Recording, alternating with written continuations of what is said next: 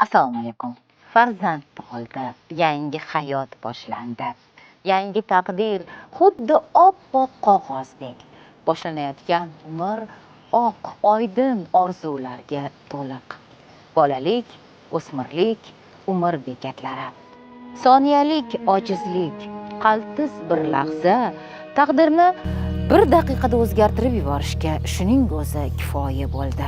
10 yil, 120 oy, 3650 kun. U endi aynan shu muddatda istagan joyda nafas olishdan, turli xil rangli kiyimlar kiyishdan, eng asosiysi yaqinlari bag'rida bo'lishdan mahrum. Uning oppoq orzulari 10 yilga chil-parchin bo'ldi.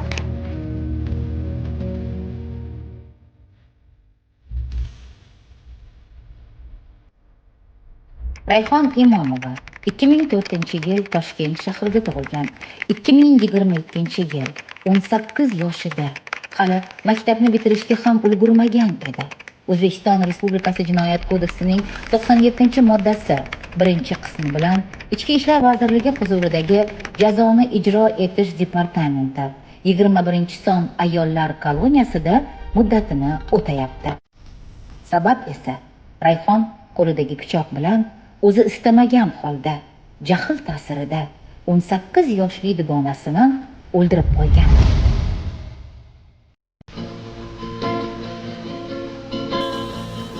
Ertalab soat 6da padyom bo'ladi. 6dan 10 minut o'tguncha 10 minut vaqt yuvinishga beriladi. Ulgurishimiz kerak. Birinchi etajda ko'pincha yoshi katta nogironlar bor. Meni xonam ikkinchi etajda. Xonam ham, kravatim ham ikkinchi etajda. Keyin fizaryadkaga tushamiz. Pastda saflanamiz. Fizaryadkaga mos ashula qo'yiladi. Badan tarbiya qilamiz ertalabda. 10 minut badan tarbiyaga. Soat 7da nonushta.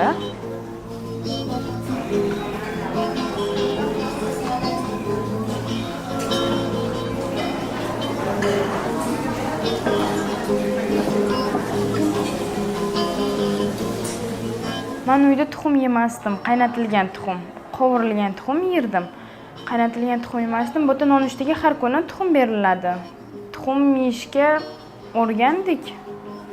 Nonushta qilib olganimizdan keyin ish joylarimizga borib o'tiramiz. 8da ish vaqti o'sha kuni boshlanadi. 8dan 12gacha ish tikamiz, bichamiz, kesamiz. Tikishi yoshligimdan qiziqishim bo'lmagan, tikish o'rganaman deb o'ylamaganman. Hunarim bor edi yoshligimdan, kosmetolog, vizajist qiziqishim bor edi. Shunaqaga o'qiyman deb niyat qildim. Keyin 2022-yil qamalib qolib, bu yerda 3 oy ichida to'liq tikish o'rgandim. Hamma mashinkada, universalniy mashinka, overlock mashinka, podrubka mashinkada, hamma mashinkada tikish o'rgandim. To'liq tikishi bilaman. Ko'chadan ustozlar keladi. Shogirdlikka olib o'qitishadi. 2ta sertifikatim bor tikish bo'yicha. Adamga tikish o'rgandim desam, xursand bo'ldilar. Nima tikishni bilasan? Sizlar ustingizga kiyimingizni polni tikishni bilaman. Ada, juda ham xursand bo'ldilar. Hunarga meni qizim hatabi foydasi bor, hunarga o'rganibdi deb. 12:30larda tushlik bo'ladi. Tushlikka e'lon qilinadi. Hammamiz idishimizni olib, saflanib tekshirishadi. Sanog'imizni 12:30da boshlansa, soat 1larda tugaydi. Tushlikka boramiz. Ovqatlari yaxshi, issiq. Ikkita ovqat, birinchi, ikkinchi. Suyuq, quyuq. Ha, to'yimli. Ovqatda uncha yog'li ovqat yemasdim uyda. Bu yerda sal yog'liroq bo'lsa ham nonni botirib yeymiz. Issiq ovqat kirish kerak. Uydan kirgan ovqat ham bo'ladi, uydan kiradi, lekin u baribirga issiq ovqat emas. Bu yerda issiq ovqat beradi.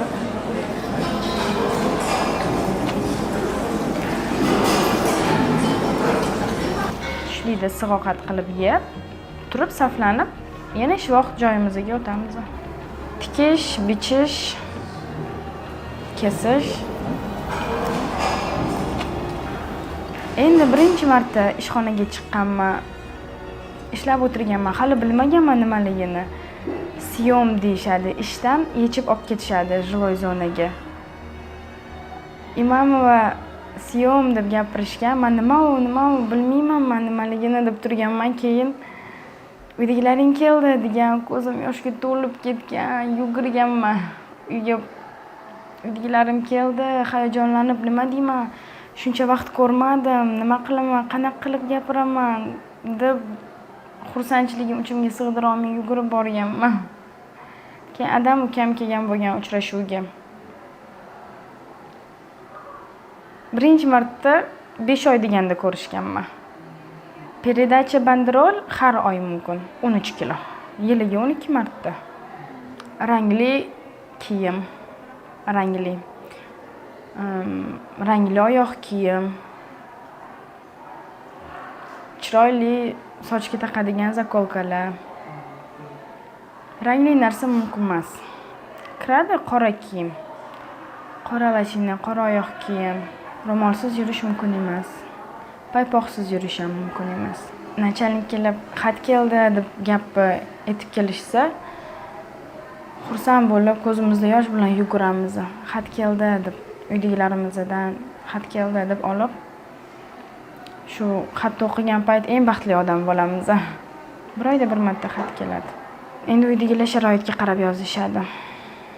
Vaqtligi bo'lmaydi, ko'chada ham qiyin, vaqtligi bo'lishmaydi. Dugonalarim bor. Ular bilan gaplashib, suhbatlashib o'tiramiz. Vaqtimiz o'tadi, lekin baribir bir-birimizga qarab, baribir uydagilarning oldida gaplashib o'tirish boshqacha deymiz-da.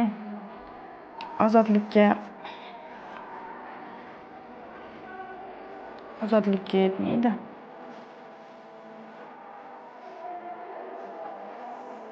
Ozodlikda kun tartibi yo'q. Rejim yo'q. Uydagilaring oldingda bo'ladi, har soniya oldingda. Bir oyda bir marta 10 minutlik telefon so'zlashuvimiz bor. Bir oyda bir marta uydagilarimizga telefon qilib xabar so'raymiz. Gaplashib 10 daqiqa.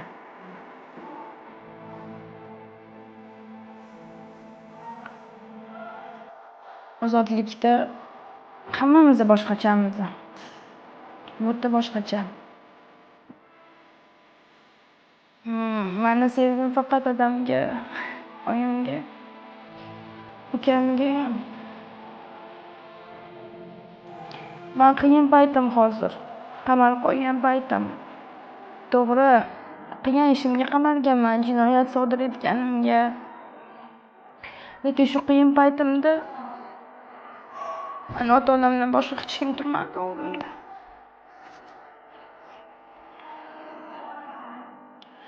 Faqat ota-onam, ukam bor edi, ko'p. Ko'chada dugonalarim bor edi.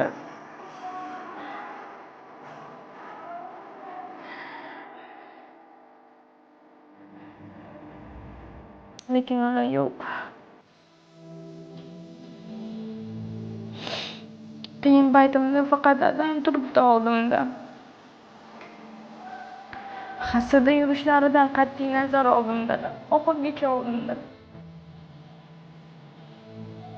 Hamma narsani yengib o'tamiz, qizim deydilar. Kechirim so'rayman Alloh.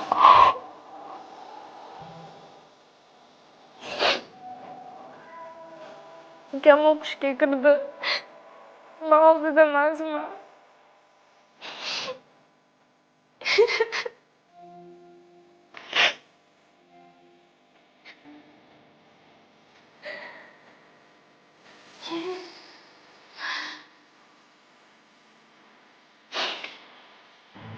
sinf edim. Qamalib qo'yganimda. 11-sinfni hali bitirmadim oxirigacha. İmtihon topshirmaganimga attestat ololmaganman. Katta maktab o'qish bor edi. 7 oy o'qib, 11 sinfni bitirib, attestat oldim. Ko'chada niyatlarim bor edi, institutga o'qishlikka topshiraman deb. Adam bilan onam birlashib olib boraman deb niyat qilgandim. Ukam o'qishga kirishini ko'raman degandim, lekin ukam o'qishga kirdi. Men uni oldida yo'qman.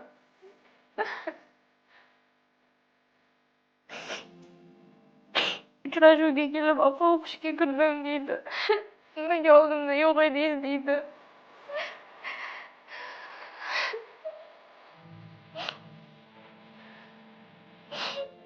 Kechirim so'rayman, kechir ukam. Oldingda bo'lolmasam. Kelib opa tug'ilgan kunim edi kecha. Shundayam oldida bo'lolmadim.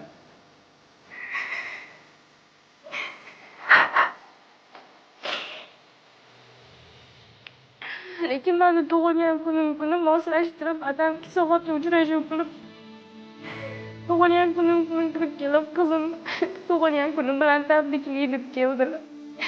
Adam yig'layotdilar, qarab turib. Gulab keldim dedilar. O'tkazishmadi.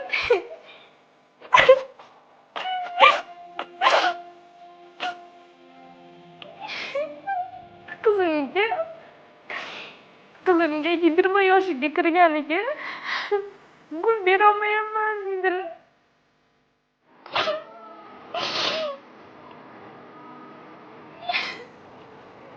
Chunki mumkin emas-ku gul.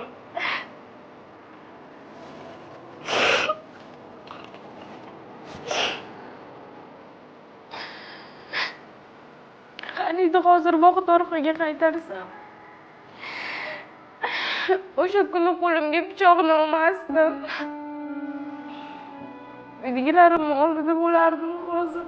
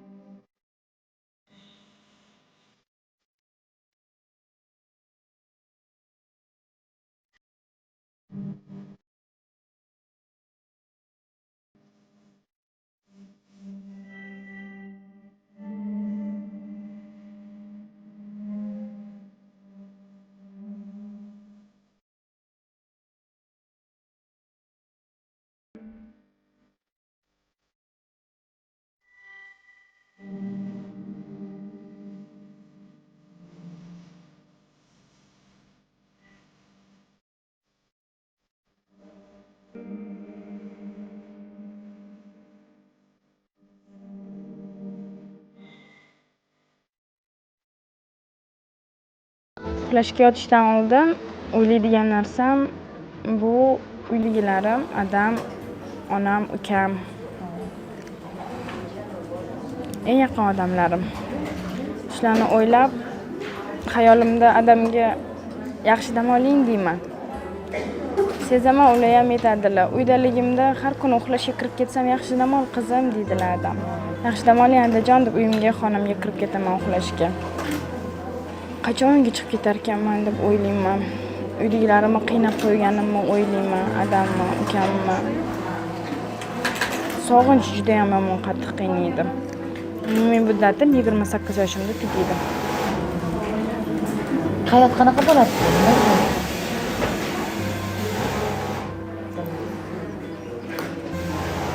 Tasavvur ham qila olmayman. Qo'rqaman tasavvur qilganim. Onamning niyatlari bo'lgan. Yoshligimda o'zimni qizim, qizalog'im oq ko'ylak kiygizib uzataman sani deb bitta qizlarim onamni. Oq ko'ylak kiygizib uzataman deb. Endi qamalib ketdim, bilmayman. O'ylashga ham qo'rqaman.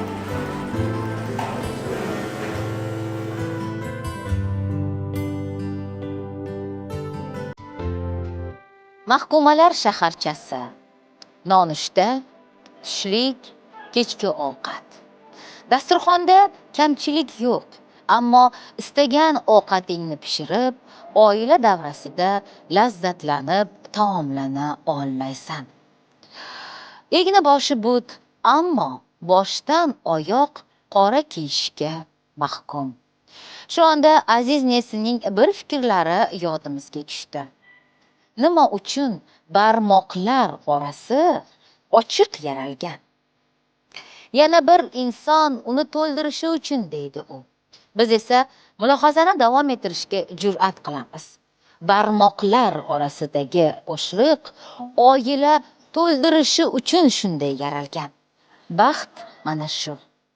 Adam, onam ajrashishgan. 3 yoshligimda, 3ga kirganimda ota-onam ajrashib ketishgan. Men Adam bilan qolganman. Adam belgilari ham kelmagan. Birinchi farzandlariman. 2005-yil ukam bor. Bu ham sizlar bilan birga. Ha, u ham Adam, men, ukam. Onam bilan ko'rishib turamiz, ko'p. Adam yo'q demaydilar, ko'rishib turamiz. Qarashib turadilar onam kelib.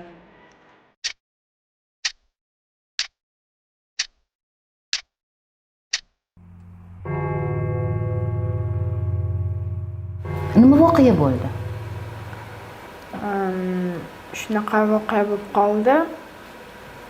Bizda yoshligimda qo'shnim bor, billa katta bo'lgan qo'shnim bor. Uni dugonasi bilan nimadir bo'lib qoldi, kelishmovchilik bo'lib qoldi.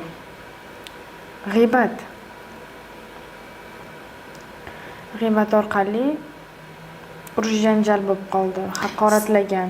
Sizni g'iybat qilishdi. Sir bo'lmasa nima deb g'iybat qilishdi? Bilmayman, ahamiyat bermaganman g'iybatga. Haqorat qilgan. Nima deb? So'kkan. Odamni haqoratlagan. Odamni nogiron degan.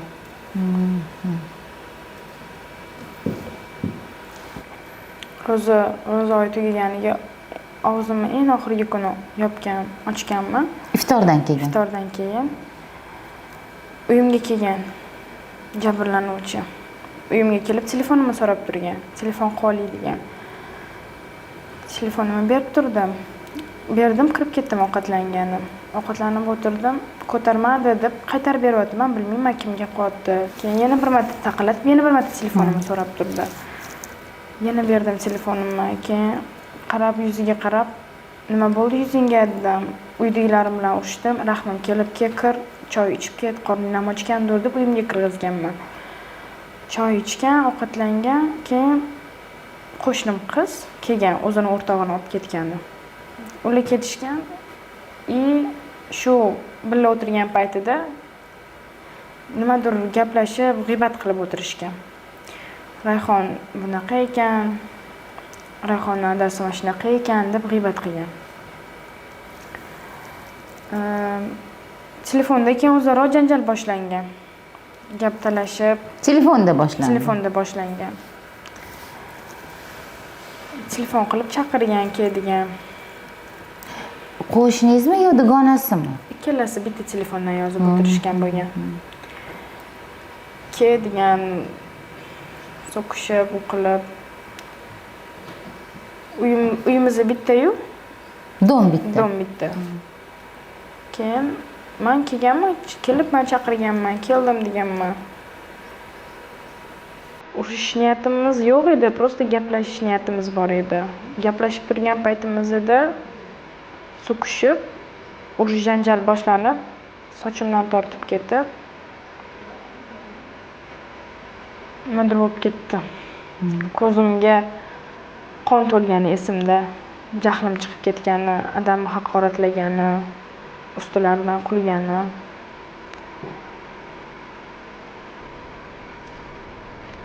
Qo'limga pichoq oldim. Uyga kirib pichoq oldim.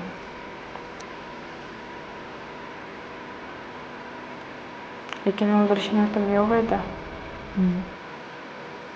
qo'rqitmoqchi bo'ldingiz. Meni esimda yo'q, pichoq kirgani ham esimda yo'q edi. Yomon qiz emas edi. Pichoqni qanaqa qilib olganimni bilmay qoldim prosta.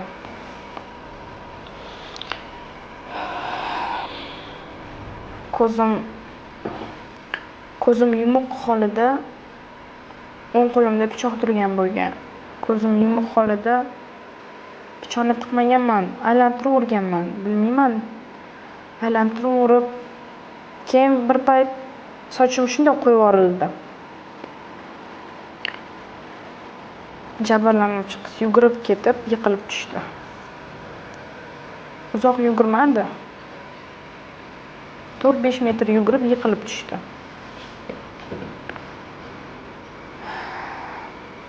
Yiqilib tushgan qizni badani qaltirab, og'zidan ko'pik chiqishni boshladi.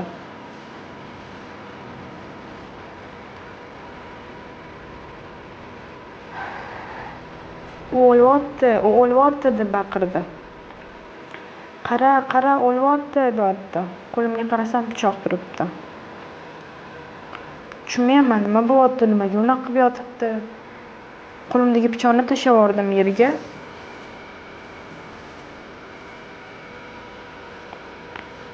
Yordam ko'rsatgani yugurib bordim oldiga. Til orqaga ketib qolgandek tuyuldi, tilimni ushlab turdim. Nafas oldi.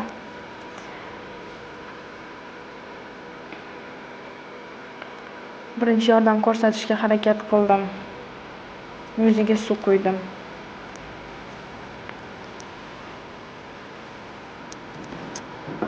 Haligacha tushunib yetmayapman.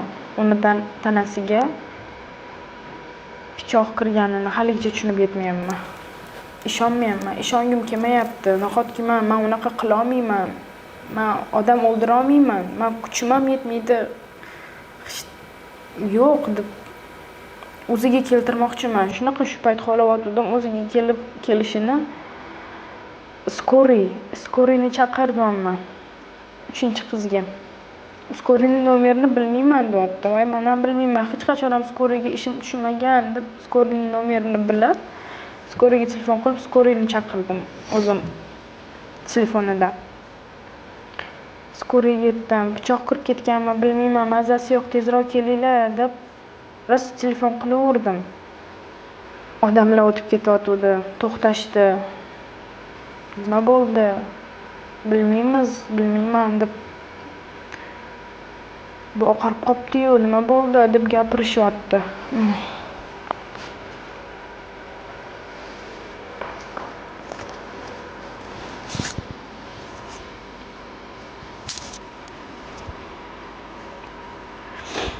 Skoriyni chaqirishoringlar, iltimos, tezroq yordam beringlar deb iltimos qilib turdim. Adam shundoq uyimizdan 100-150 metr nariroqda bo'lgan bo'lsam kerak. Adam uyda o'tiribdilar. Bilmayaptilar. Yo'q. Telefonimni uyda tashlab chiqqanman. Men o'zim shundoq hovlidan sal nariroqda turibman.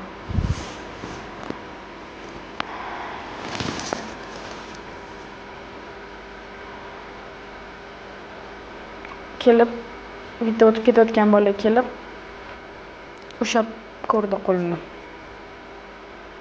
Yuragi urmayapti-yu dedi. Yo'q deyman, haligacha ishonmayapman. Yo'q, tirik uryapti. Unaqa demang, va yo'q deb ishongim kelmayapti haligacha. Men uni o'ldirish niyatim vobshe yo'q edi. Umuman.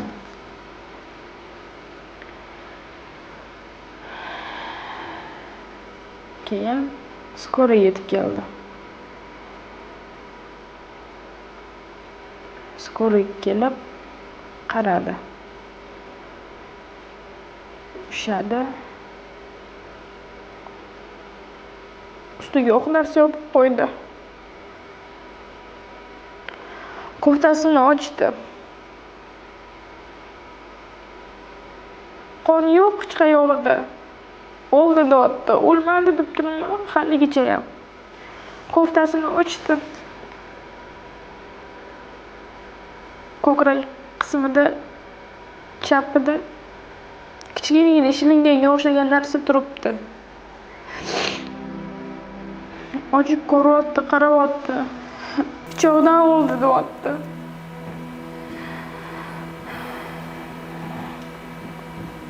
ustiga yo'q narsa yopib qo'yishdi.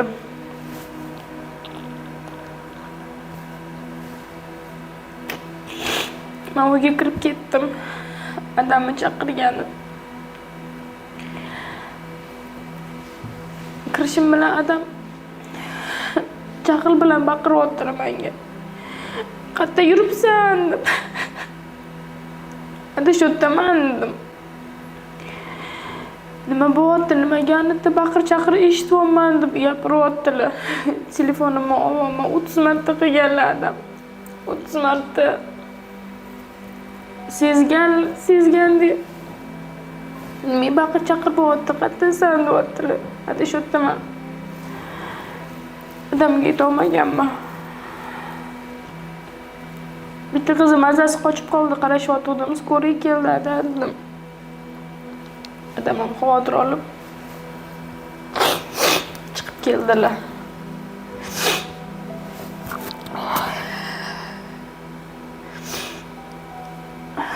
Menga qarab nima bo'ldi dedilar. Bilmayman dedim, aldadim adamni.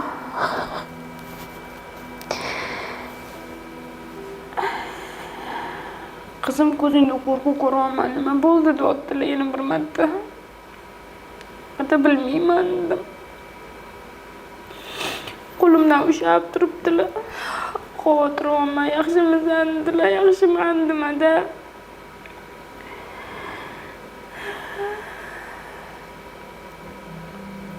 Keyin skoriy uchastkovoylarni chaqirishdi. Ular kelib vafot etganini bilib oldida kim bor edi deb so'rashdi. 2 kishi bor edik men bilan.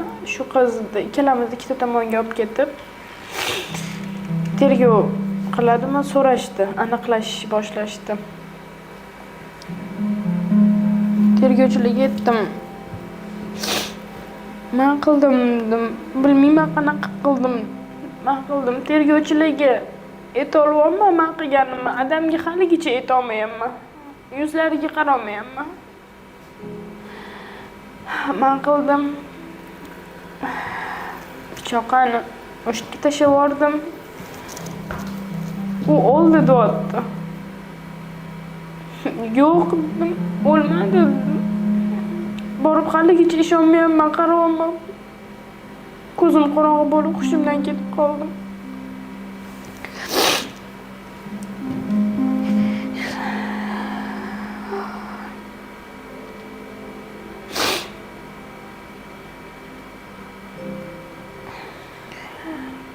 Keyin qilganimni bilib adam oldida qo'limga kishan taqib olib ketishdi.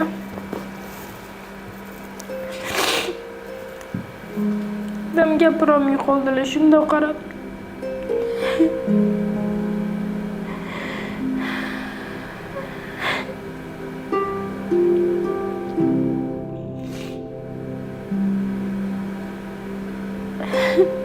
Yordam ham berolmadilar, shundoq qarab turibdilar.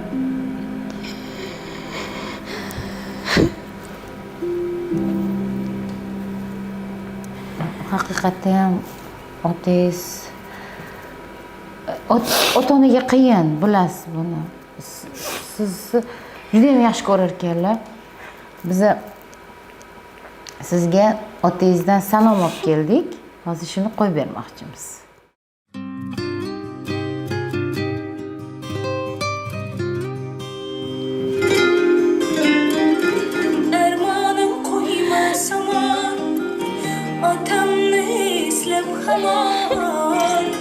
Yetimlik derdi yaman, yamana, yamana, yamana. Ko'zim yongan o'tirar, go'yoki otam kelar. 2004-yil 1-farzandim Rayhon tug'ilib, ota bo'lganman. Otalik anaqasini his qildim. Qizim yoshligidan juda ham aqlli qiz. O'ziga o'ziga qarab yuradigan shu iloji boricha tarbiyasini o'zim berib anaqa qildim, chunki hayot tafsilotdan 6 yosh to'lganda o'zim bilan qoldi u.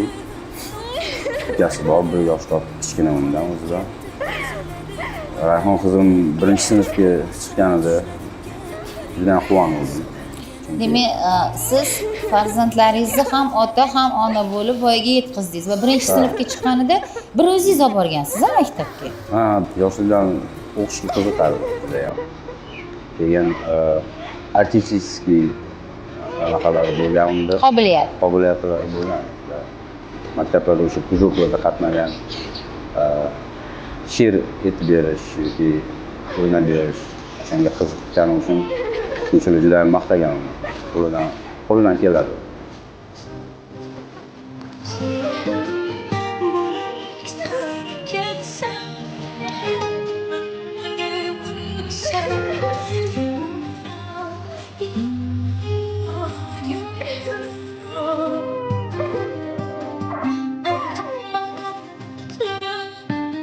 Oyog'im mana shu bo'lganiga shunchalik nogironman. 6-sinfda agar doktor bo'lsam oyog'imni tutib beraman. Ada ketolmam o'sha sahnaga chiqardi ko'pchilik. She'r, o'sha tanislarga. Yosh o'tgan sari dunyoqarashi o'zgardi, balkim. Dizayn degan qiziqardi. Chunki uyda rasmlar bor, har xil ko'ylaklar, mana qilib chizib. Sinfda ham faol bo'lgan. Dugonalar juda ham hurmat qilishadi. Chunki xarakteri ham veselый bo'lgan. Quvnoq qiz bo'lgan. Quvnoqda juda ham quvnoq qiz. Odamlarga qo'ldan kelguncha yordam berishga harakat qiladi. Ukasini ham juda yaxshi ko'radi.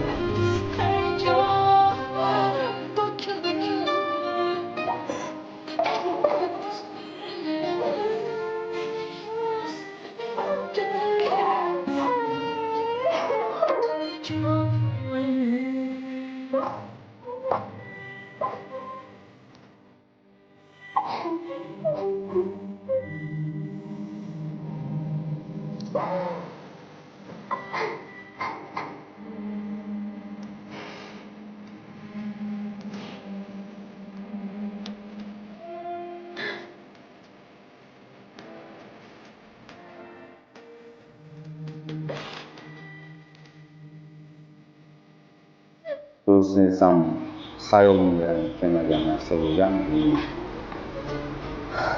O'sha uyda har doimgidek o'tirib hayotdan shuni oldin sodir bo'lgan ish bu. 18 ga to'lganiga 1-2 kun bo'lganmidi shunda? Ha, 11-sinf ekzamenlarga tayyorlanib uyga kelib o'sha iftorlik mana qilib, keyin dugonalar kelib qoldi. Menga hech narsa bildirmasdan mendan yashiribdi o'sha. Bu voqealarni eslasam ham o'zimni ham ayblayman. Hatto bir narsani ayblaysiz ada. O'zimga kelmagan, hayolimga kelmagan narsa bo'ldi.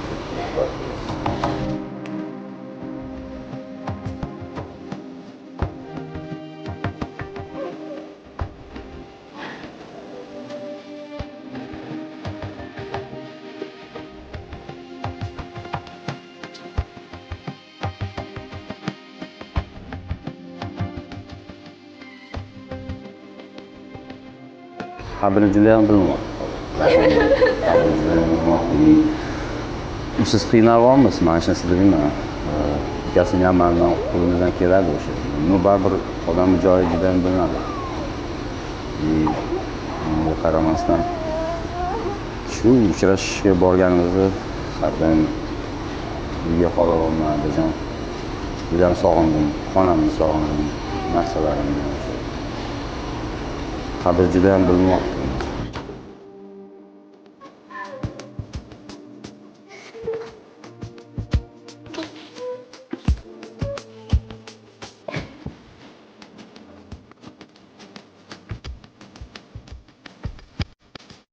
Qizimga imkoniyat darajada aytardim, qizim, sendan umuman xafa emasmanki, sendan voz kechganim yo'q.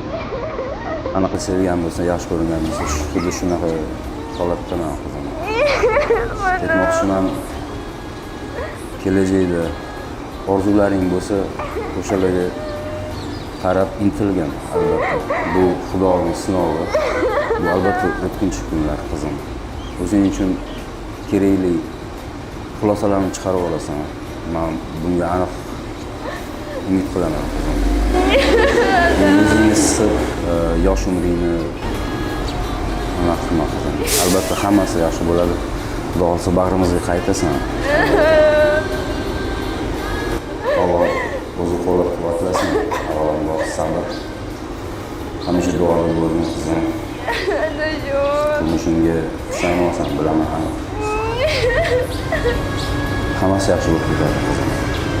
Sizlarni juda ham sog'inamiz, juda ham kutamiz. Inshaalloh bag'rimizga qaytib.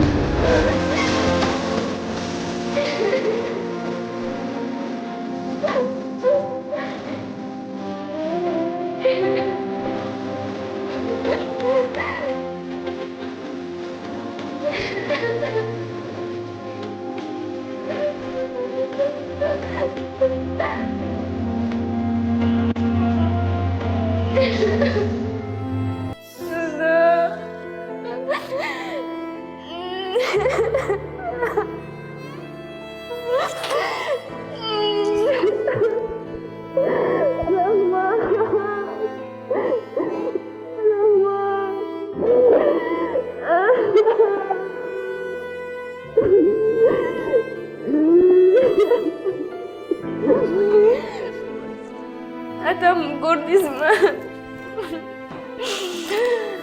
Eng yaxshi adam bu dunyodagi.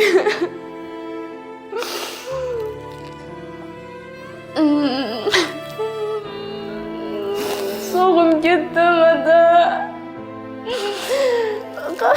Oldilariga borgim kelyapti. Hamma narsalaringni saqlab qo'yganlar, fe'llaringni, kiyimlaringni. Rasmlar hamma rasmlar. Ko'ylak, qizil ko'ylak turganini 2 yildan beri olib yuvib, o'zib qo'yaveradilar.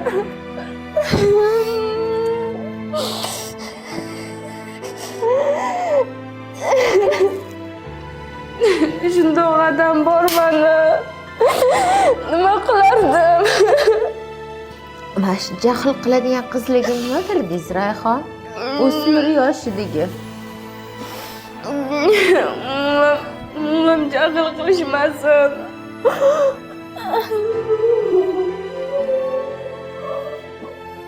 Qaniydim uydagilarni yana bir bora ko'rib, ulardan ham kechirim so'rasam edi. Yaxshi bo'ladi. Bo'shamayman. Bo'l.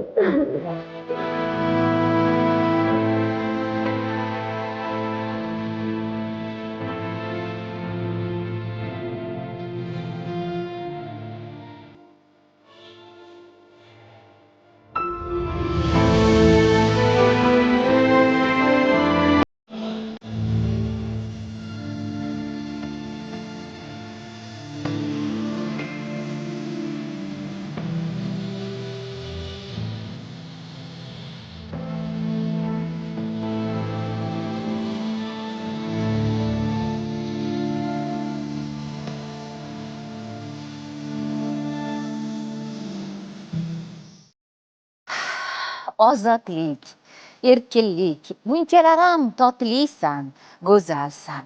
Millionlab ayollar hozir baxtli. Balki o'zlari buni his qilmayotgandirlar. Mahkumalar esa buni tushundi deb umid qilamiz.